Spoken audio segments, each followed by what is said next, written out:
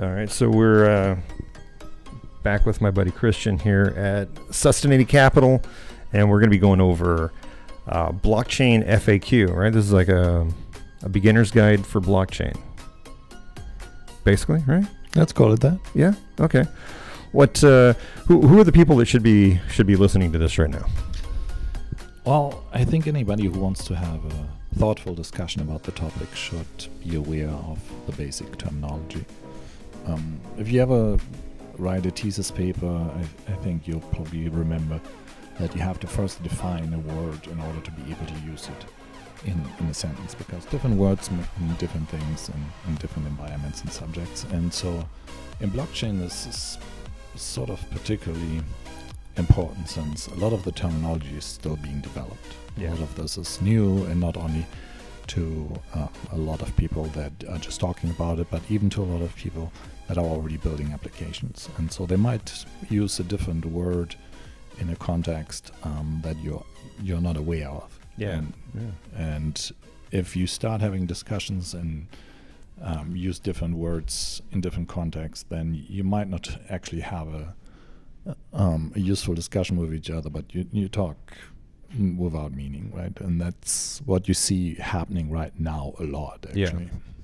Yeah, I mean, even still, I mean, I've been in this a relatively really short time, and I hear words every day that I have really no idea what they mean.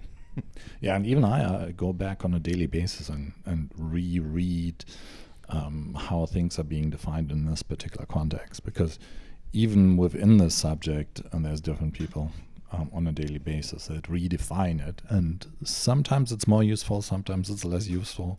Yeah. And yeah, pictures often say more than 1,000 words, right?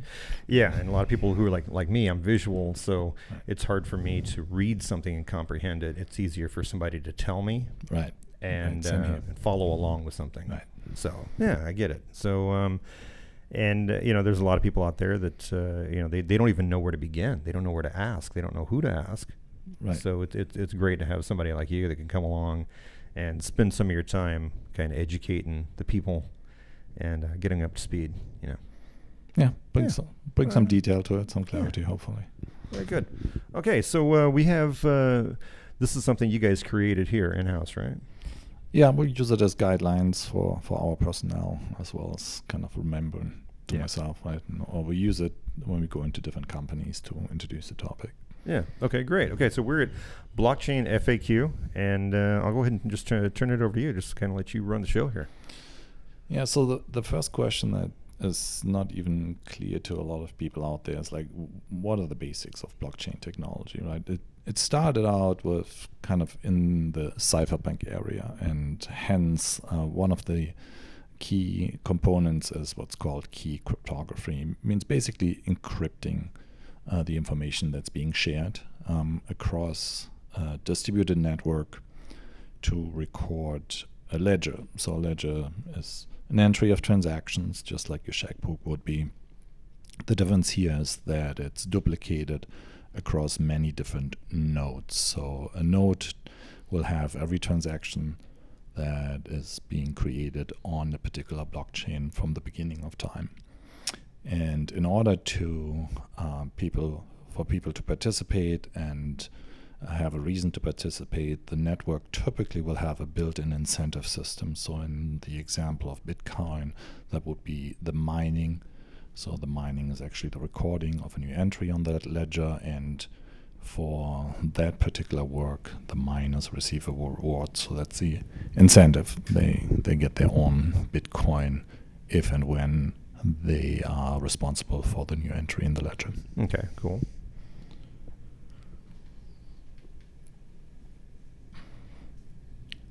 And go to the next. All right. So what is the ledger? So at the heart of a ledger, it's basically a database that is recording every transaction. So a transaction could be the exchange of a virtual asset. So a virtual asset oftentimes is a cryptocurrency, could also be something else. And there's no central authority that is doing that recording, but it's independent participants. So anybody in the world could set up the necessary infrastructure and participate in this network in order to record these transactions in these shared database environments. For this to be accurate, a distributed ledger has a consensus mechanism integrated. There's different forms of those. The most common one at the moment, the most used one, is what's called proof of work. It's basically the idea that everybody that is participating in creating transactions has to solve a cryptographic puzzle. So this requires a computer to run either CPU or another algorithm on their own hardware, so expend work, expend energy, and hence it's called proof of work. And there's other proof mechanisms like proof of stake, etc., that we won't go in here. But essentially it's in order to secure that the entries that are being made are accurate. Very good. Okay. So oftentimes what people are talking about right now is like, why not just use a database? And honestly, most applications are probably much easier and much faster to accomplish using a centralized database. The main difference between a database and a blockchain is that the blockchain has redundancy and security built in.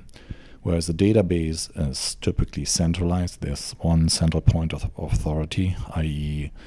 Your bank will be a central point of authority that certifies to you that, hey, you have these funds in your account, and will also tell other people about it. Hey, this person has this number of funds in his account, and hence he can transact on whatever purchase. Whereas in the blockchain scenario, every single node will record the status of your particular account. So anybody in the world can see this particular address, can go to this address and see that this address holds XYZ Bitcoin, XYZ Ethereum, XYZ Litecoin, any other currency you might be interested in, verifying that this particular address holds this particular amount. So, okay, so I've heard people, like, whenever people want to sell Bitcoin, and somebody says, I need proof of funds or something like that. Is that kind of how they would do that, showing that they had that many Bitcoin in their wallet? Not quite, because I can show you any address with any wallet, right? So that wouldn't necessarily tell you anything about me having access to that particular fund. Oh. So I would actually have to send it to you. Wow. Okay. In order to prove that. Or I can move it for you to a different address and just show you, okay, now it's in this address and now it's in another one, which has been done to show that certain exchanges, or in the Mt. Gox case in the past, that this particular person still had authority over these funds. So he would just say, I'm moving 5,997 Bitcoins from this address to this address, and then it happens. So that was good enough as proof. So that shows proof that they had control of those Bitcoins. Got it. Exactly. Okay. So that would be one way. Very good. Okay, got it. So a question that we hear basically on a daily basis, so how will blockchain tech impact banking? And that's kind of the next step, and this is what's already happening, not so much in the United States, but in other nations. So the first one, and the most obvious one, is payments. So a blockchain almost as a side effect, although the original blockchain, so Bitcoin, was created with the specific intent of creating an electronic currency. But other blockchains might not necessarily have this particularly in mind, but most blockchains have a payment mechanism integrated. What's built in? Built in as a side effect, yeah. Okay. Have a currency on their blockchain that enables you to provide payments. And so the obvious one is that if I don't have to go to a fiat currency, so a nation-issued currency, that I'm independent from any banking system. No bank has authority over Bitcoin, over Litecoin, over Ethereum. I can send it to you peer-to-peer without having a bank in the middle without someone that's rent-seeking, someone that takes a transaction fee out of it. Yeah. Okay. So that's the very obvious one. And it's more important for third world nations than it is for people in the developed nations where currencies are pretty stable. Yeah. But if you are in a country where you have very high inflation, then you're most likely better off transferring whatever fiat currency you receive immediately into some form of digital currency, Bitcoin or something else, and then keep it there until and when you want to use it for a purchase, and either hopefully you can make the purchase directly in a digital currency and or you will go to another fiat currency, but then without being necessarily subject to that inflation risk. Yeah. Again, this is more important to other nations, Argentina, Chile, etc. Okay. The second most obvious use case is remittances.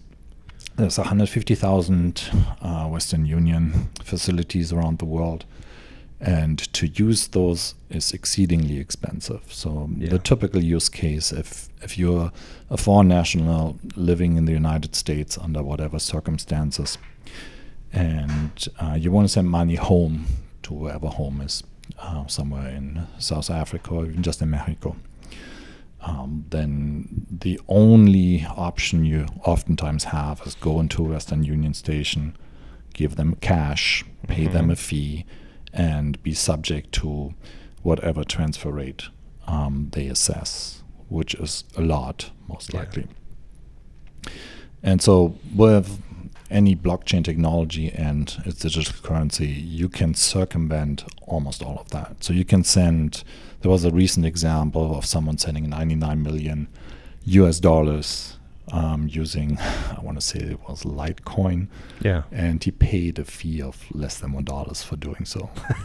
So if you tried this with Western Union, I would venture to say it would be tens of thousands of dollars for doing that, and it would probably take 4 to 5 days. Because they take a percentage of whatever you're sending. Yeah, they take 1 to 3%, and then they also apply their own conversion rate to whatever other fiat currency. Oh yeah, so that's right, conversion rate. They're always going to lose money both ways. Yeah, and that's typically the largest fee that you will incur, because it's up to their discretion. There is no official necessarily conversion rates that they are bound to. Yeah. So then thirdly, there's a bunch of loan and credit applications underway where you can, for example, loan crypto and take out fiat currency. And those are already tied to a smart contract. As an example, it would be, let's say, I have 100 Bitcoins, and so I'm loaning fiat currency against that, and it's worth, let's say, $900,000 right now, and I loaned $500,000 against that. As soon as Bitcoin would fall, if it would fall to that particular threshold, this particular cryptocurrency would be liquidated, and the lender would get his money back immediately. Yeah. So that it's entirely riskless. Wow. Unlike any bank loan, obviously. And with any other collateral, you would have to go and seize the asset, i.e. seize the car, seize the house, or whatever other collateral was pledged. This would be instant, or is instant. And there are several platforms for this already out there. Amazing. Wow. Didn't know anything about that. Yeah, and you will see more of those, and some of those will actually build in specific wallet applications by themselves, where you immediately have that line of credit, if you will. Wow. So if you hold $10,000 or the equivalent of that in virtual asset in your wallet, the wallet will provide you with that line of credit, because there's no risk to it. As soon as you enter that smart contract, there's no risk for the wallet provider, so they can get by with whatever percentage rates they want to charge for that credit, because there's literally no risk for them, no work for them. It's all done. They're not running credit checks or anything like that. They don't have to. Yeah, they don't have to. That's great. It's an immediate collateral, and yeah, it's all done by a smart contract. Then the most obvious one is simply settlement. Right now, that's kind of the next slide. This is what we have. So the legacy banking system is tied to the SWIFT system. And because of that, because it's the lowest common denominator that here determines the speed and the things that you can do on the network, it's oftentimes 3 to 5 days before you get the money for someone who gave you a check and vice versa. In the meantime, these funds are basically held as float by the institutions involved who work with that float. I believe it's on average 2% a year that banks make on this particular float. Wow. To where the money is no longer in your account, it's not in my account, you gave it to me, but it's stuck in the SWIFT system somewhere, so it has to show up someplace on someone's balance sheet, right? Oh my God. And that someone is any of those many institutions. And they're making 2% on that. And they're making 2% on average on that. So they're making a little more than inflation, but obviously it's not their inflation to begin with. Yeah. And so also what this means is that any of the systems that are tied to this, i.e. PayPal, and oftentimes PayPal is used as the example of fintech, but PayPal is just window dressing to the old SWIFT system. That means even if you're using PayPal, it doesn't mean that you have that money immediately, right? You see it immediately. Oh, yeah. The difference is you cannot make use of it immediately because you'll still have to use a bank account of sorts, so it will still take you 2, 3, 4, 5 days in order to actually have that money available. Yeah, and something happened to me a while back, and this is just recent. I've been able to accept payment through PayPal, a couple of $1,000s here, $5,000 here, and just recently a company paid me $3,000. They held it for 30 days, right? Because they wanted to make sure that there wasn't going to be a refund. I'm like, you're making interest on my money because you're afraid that there's going to be a refund, but don't you have a policy in place already to protect them? Yeah. Yeah. And so you're also subject to whatever institution issued someone's credit card, for example, and he or she attached that particular credit card to that account. Yeah. And so if you look at the exploitation of, let's say, those loyalty systems, right? So a lot of times your credit card company will say, well, you get 1% cash back, or you get so many miles, or whatever it is, right? Yeah. This is actually obviously not given by the bank or the card issuer. It's coming out of the merchant's account. Oh, of course. Yeah. So all of those shenanigans won't be possible in a peer-to-peer transaction, which is what the blockchain enables. That's great. And it's always obvious who is paying what fee, if there's any fee. And typically it's built into the blockchain, the transaction fee, if there is any. And you also get the choice of setting that fee depending on the speed of transaction. Really? Yeah. So a lot of wallets will keep that opaque, but inherently you should be able to set the speed of that transaction. So if it doesn't matter to you if the transaction goes through within the next block, within the next 10 minutes, let's say, but you just want it within the day, you can just set it to the lowest transaction speed and you pay a lower transaction fee. And that's called gas, right? On Ethereum, it's called gas. On Ethereum, that's okay. So there's other things on. Okay. Yeah. Otherwise, it's typically just referred to as transaction fee. Okay, because I did see that whenever I was moving something out of MetaMask, right, and moving it to a trading platform, I had to set the amount of gas, and I had to go through a whole video on what is gas, right? Because I had no idea what gas was. Yeah, and there's actually a website that. It's called the Ether gas station. We'll show you what the average transaction fee was because because it's all part of the same blockchain. It's also interdependent. Means if there's a lot of activity, gas prices go up. Oh, so if there just happens to be a very prominent ICO that was happening yesterday, average gas prices because of that at one point in time were 93 cents per transaction. 93 cents. Yes, so they were really, really high. Whereas typically they are lower than a cent. Wow.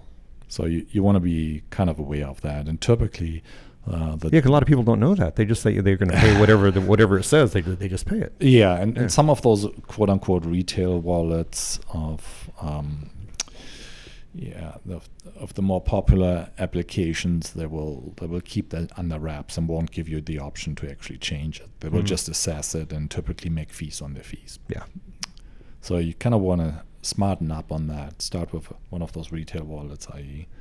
Coinbase, but then move to something that's smarter and educate yourself. Yeah, because you can't do anything on Coinbase. It charges you what it charges. Yeah, exactly. There's no option to change it. Yeah. So what are the applications and use cases of blockchains? So as of late, our focus has been very much on digital identities. So what we mean by this is a lot of times if you need to transact something, it will still be necessary for you to attach some information about yourself to that particular interaction. Right? Oftentimes it's okay if I just give you a certain amount and you transfer something in return. But sometimes it's going to become necessary to attach an identity to it, i.e. if it's a deed to a house, if it's a title to a car, if it's something where I need to provide you information about myself in order for you to provide me with a specific service, even if it's just the address. You want to be able to transfer that information. And the crux about this is twofold. On one hand, there is almost 1 billion people in the world that don't have any official documents to prove their identity. Most of them are in sub-Saharan Africa, and United Nations has a mandate out to solve this particular problem within the next decade or by 2030.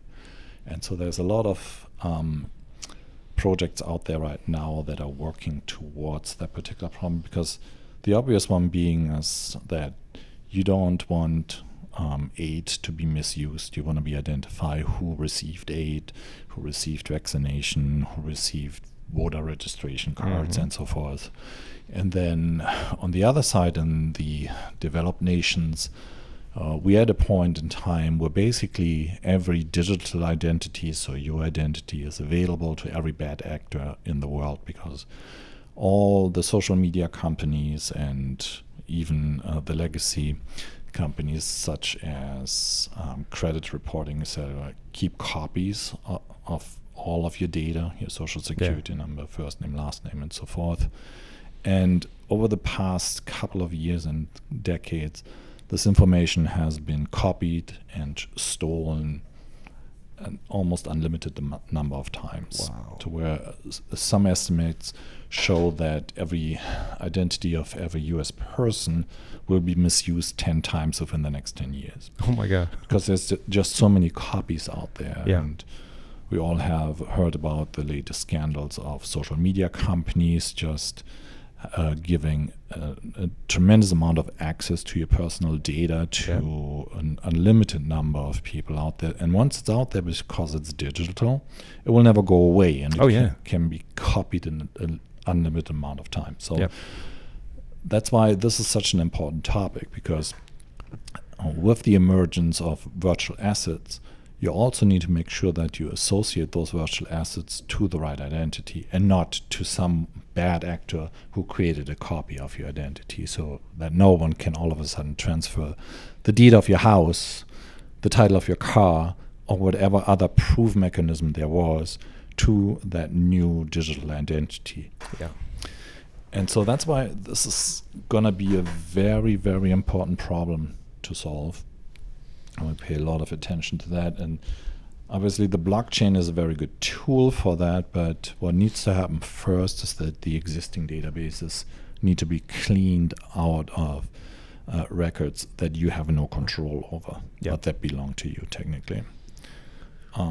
The second and most obvious application is blockchains create what we call digital bearer instrument. Your bearer instrument from the past would be your banknote. So you give it to me, I have it, you don't have it anymore. There's no dispute over the ownership, because now I can walk away with it and you don't have it anymore. So blockchains inherently create these digital bearer instruments in the virtual world. So I can transfer a limited number of virtual coins to you or another virtual asset, and just by virtue of the blockchain recording this transaction, there's no dispute. I don't have it anymore. There's no copy, but you have it now. Got it. Yeah. Thirdly, and that came about with the introduction of Ethereum's new blockchain, is the idea of smart contracts. The smart contract, oftentimes what's invoked here is kind of the picture a vending machine. So a vending machine, you take your token, you throw it in there, you push a button, and you get your desired outcome, which could be a Coke or a bag of chips or whatever. Yeah. Smart contracts allow you to do the same thing with virtual assets. So you can code a smart contract saying, hey, if someone sends 10 Ether to this particular address, send him 100 of these other assets. And this is what's typically happening in an initial coin offering. So someone, okay, I can visualize that. Yeah, so good. someone says, okay, we're issuing this new token. This new token is worth 1 Ether per one of our tokens. So if you send 1 Ether to this particular address, the smart contract will return one of our tokens back to you. Amazing. Okay, cool. And obviously you can envision an unlimited number of other functions where you just simply say, okay, this particular deed is worth $1 million, which translates to XYZ Bitcoin. So if you send this particular number of Bitcoins, then the deed will be transferred to you. And this will happen in the future for anything that you can digitalize. Movies, music. Exactly. Yeah. Very cool. So there won't be any discussion whether or not you have the rights to it. You just get the rights assigned by the virtue of assigning your own credits to that particular contract. Very cool. And it gets executed. So fourth would be the topic of tokenization. So there's a lot of assets out there that lend themselves to easy tokenization. So the most low-hanging fruit is anything that's already sort of a virtual asset but hasn't been coded appropriately. Any of your loyalty systems, your point systems, your frequent flyer systems. You can imagine those all being tokenized, meaning that they're all now part of a smart contract system, that they all now have a transfer rate to something else, that 1,000 frequent flyer miles for American Airlines might equal, let's say, 0.1 Ether, and 0.1 Ether might equal $70. Yeah. So that you have the option of taking it out. At the same time, there's a lot of developments underway where other real-world assets are being tokenized. So you can imagine that if you have a house that you want to tokenize and the house is worth $1 million, you can create 1 million tokens and say you can own a fraction of this house. Wow. And you buy 100 tokens, so you own that much of that particular asset. Very cool. And this is probably going to be really big in real estate when people want to, a lot of people come in on a big commercial property. Yeah, obviously there's a lot of challenges still to be solved. There's a lot of legacy systems involved, so there's many steps in between.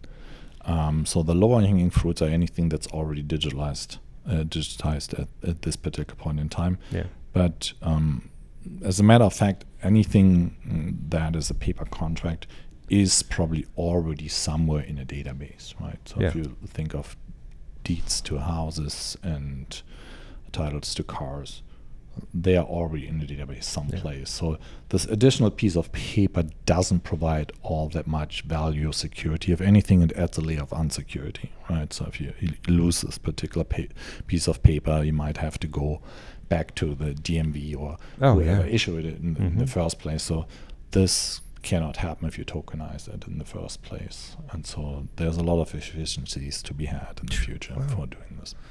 Very cool. You hear sometimes people use the term private blockchain, and oftentimes that's also contested by people who will argue that a private blockchain is not really a blockchain. So blockchains can be put out by corporations. So there's no need for a blockchain necessarily to be open source and let everybody participate. So Ripple, for example, it's actually created by a consortium. So there's a couple of companies behind that that created this particular blockchain and issued tokens on top of that. And so it's a permissioned blockchain. They have the right and could take it away from you. They can stop any transaction happening on there. Really? Yeah. Wow. Because it's private, right? It's private, or you can also call it a permissioned blockchain. So it limits the parties who can transact on it, and it limits obviously who can write to it, which is typically just the nodes that are then again permissioned by the actual issuer of that blockchain. Very good. So I guess we're taking a step backwards. So will blockchain transform the internet? So first of all, it's important to understand the basic internet language. And a lot of times internet is used synonymous with World Wide Web, which is incorrect. So the World Wide Web is one application of the internet, and the more more used application of internet is email. And then secondarily, it would be voice over IP, which is what most of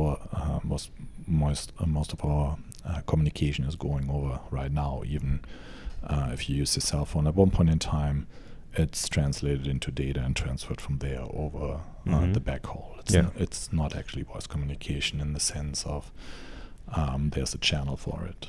It's actually packaged.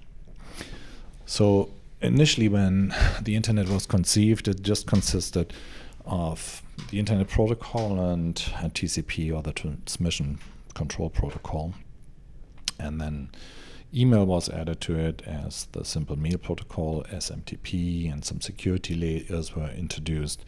What happened lately is that Bitcoin and other blockchains inherently added another security layer or another protocols that enabled other transactions, such as what we call money over IP, and what we'll see in the future more and more is assets over IP and identity over IP, to where something is inherently integrated in the protocol itself. So that means it's not an application that you need to build on top of it, but simply by using this particular protocol, you can identify who is the actually authorized person. So inherently what those protocols do is they create peer-to-peer transactions, to where application layers will almost always introduce a middleman. So we refer to this oftentimes as we're now building a new internet, and we call it the Internet of Value Exchange. Okay. So how will blockchain transform the internet? It most certainly will. Right now we have a very few number of companies providing access to the internet. We have almost fewer companies that kind of are in control of content distribution on the internet. So with the decentralization of the internet, we can introduce many, many more players into the ecosystem. So you can envision internet and World Wide Web access being controlled by everybody. There's already the beginnings of different application layers, to where you can download a browser and you're now part of a new node. You can now start distributing files and access to websites. So if you think back to Kazaa and other file sharing programs, it's the same principle. Those were more rudimentary in the sense of you had to actually look through a catalog and see what files are available and by how many nodes, etc. So this will be more opaque now that we have more bandwidth available at the individual nodes, because in the past that would have been not practicable if everybody having 56K modems or even faster access, but it would not have been very efficient. Now, where we have fiber in a lot of homes, this becomes feasible. To where anybody can serve internet pages. And so there's a number of different applications underway that will help with this particular distribution of internet. Something that should have happened probably a long time ago. Oh yeah. I mean, in streaming movies, I mean, you get the buffering, and then it just sits there and spins forever, and can't get it, or trying to download a file or upload a file. Yeah, for sure. Okay, these are all the slides that I prepared so far. There will be more forthcoming. Okay, so that's kind of like the beginnings of blockchain. Just kind of getting people introduced to what it is and how it can be used, and then letting people start using their imagination on where they can take it. Yeah, exactly. And the best way to start is always just install your first wallet and buy your first fractional Bitcoin of sorts and see how you can use it. I mean, overall, at the moment, it's mostly used for speculation. There's very few applications that are relevant to the developed nations. Totally different story, obviously, if you are in a third world country, again, where you don't have an identity, but all of a sudden you have access to a digital wallet and you can transact with anybody in the world who also happens to have a digital wallet. Yeah. Well, this is great. What can we do next with this? Is this something that we can do like a one-on-one on how to open your first wallet? Yeah, I think that'd be a good idea. It's like, which wallet to download first? What virtual assets to maybe look at? What virtual assets to maybe ignore at this point in time to basically understand where we are in this development. Oftentimes it's like we are in the early 90s in terms of comparison to the internet, to where things are still very slow and there's very few utilities to be had. But the sooner you get into this, the sooner you get an appreciation to what's possible and to how certain developments will affect your particular situation, your job, your city, etc. Okay, great. Well, then let's do that. Let's plan on having a one-on-one with your first wallet. Okay, let's do that. We'll put together a presentation for that, and we'll have it here for everyone on the Crypto the Wonder Dog show, and in conjunction with Sustany. Cool.